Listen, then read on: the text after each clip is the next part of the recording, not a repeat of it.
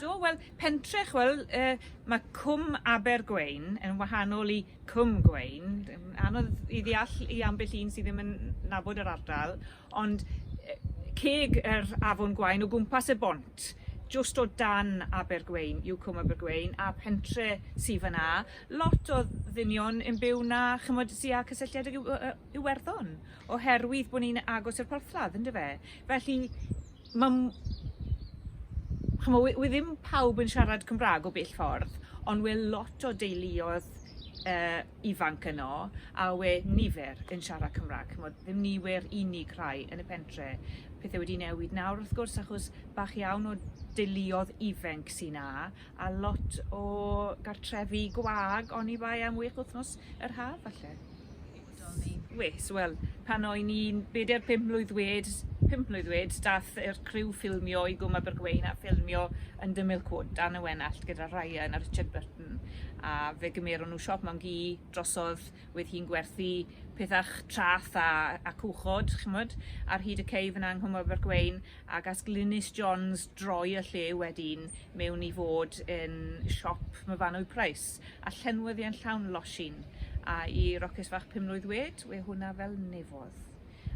Mae yn hanner canrif nawr sydd yn rhoi oedran ni'n berffaith i chi, ynddo fe? A fydden ni wedi dathlu fe, ond fel mae wedi troi mas, ni wedi methu dathlu fe. Ni wedi dod mas a llyfrin pan wedd hi'n 20 mlynedd oedd ar y ffilmio, a arddangosfa, ond we hyn a hyn o drigolion y pentre, we yn ganolog i'r profiad a'r atgofion rhaid ni, ac yn hytrach na dathlu gyda ni wedi colli nhw. Maen nhw wedi gorfod gadael, naill ai wedi colli nhw, neu maen nhw wedi gorfod symud o'r cwm achos maen nhw wedi mynd i oedra. Rai ar ôl, sawl un ar ôl, syndod faint sydd ar ôl, pobl Cwm Abergwaun yn byw yn hen ac yn iach. A lwcus o hynny, ond wrth gwrs mae rhaid i chi golli rhai rhywbryd, a ni wedi colli nhw lenni fyd. Na, wedd yn dechrau'r flwyddyn, Iona'r Chwefror wedd ond we pobl yn dwad i Abergwaun yn un swydd i barco i ceir rhywle lan yn Abergwaun a cerdded lawr a sefyll ar y riw a gwylio bob awr o'r dydd ar nos, achos y lampau mawr, chymawyd golygfeydd hwyr y nos hefyd, a gwylio beth yn digwydd gyda binoculars. A chymod, yn yr ysgol feithrin ro'n ni ar y pryd, gyda'ch hen famgu, gyda'ch hen, yn un o'r ysgolion meithrin cyfrwng Cymraeg cynta yng Nghymru falle. A o'n ni'n cael bws mini ddwad â ni nôl i'r pentref am yr cyfnod ffilmo wy eisiau. A wedd fath fwrlwm, chymawyd, tafarndau yn fysi medden nhw, a'r cwmni taxis yn fysi dydd a nos, a ceir gyda sioffers wedi parcio wrth y bont. Pob un yn nabod, dyma car Peter O'Toole a dyma car Richard Burton. Wedd fath gyffro, a dim ond just cofio o dwy. Cofio drychyd mas trwy ffenest yn stafell wely le wedyn nhw'n ffilmio ar y sgwar erbyn nos. A mam wedi gwahodd ffrindiau i ddwadur i gael tymor bach o fwyd, a wedyn pan buser cifan yn digwydd, o'n i gyd ar loft yn pipo mas trwy ffenestri wedyn yn y tywyllwch, achos yna ni'n cael rhagolyn mlaen. Ond pipo mas, a wedd e mor arbennig, o'n i'n gwybod bod ni'n special achos o'n i'n byw yn Cwm Abergwaun yn ystod y ffilmo. Felly, mae rhywbeth arall, chymod, dim ond ni blant y cwm fydd ar atgofion reina. Pan eich chi'n siarad beth pethau sydd ddim yn digwydd to, mae cilfach, mae aber bach o Denan i fan hyn yn Dresynwen o'r enw Port Sychan.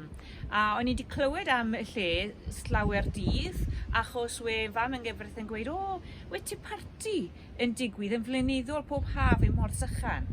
A we nhw yn adeiladu tân, chymod, prenne o'r trath, tequila ar y tân, a chymod, i ni siarad nawr dy gawdau nôl, menywod yn mynd lawr wedi gwisgo yn deudi nawr a hatau yn cael te mewn China Cup ar y trath.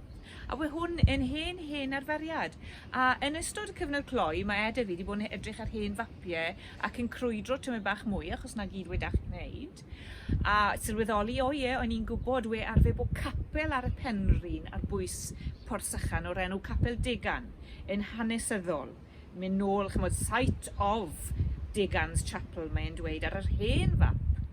Ac o'n i hefyd wedi sylweddoli wrth edrych ar y we bod ffynonau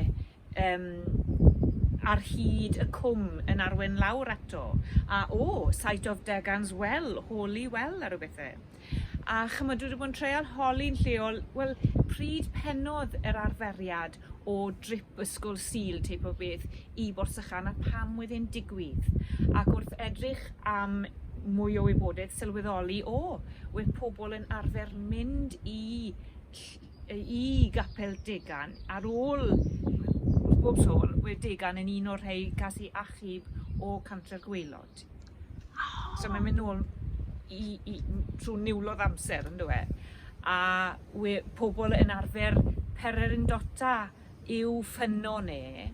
A chi'n gwybod, o fewn y bythefnos dwytha yma, menyw fach yn byw yn agos iawn i'r lle, siarad â hi wedodd hi, hen fam gi yn arfer gofyn i fi ddwad a dŵr o'r ffynnon iddi ar gyfer ei llyged.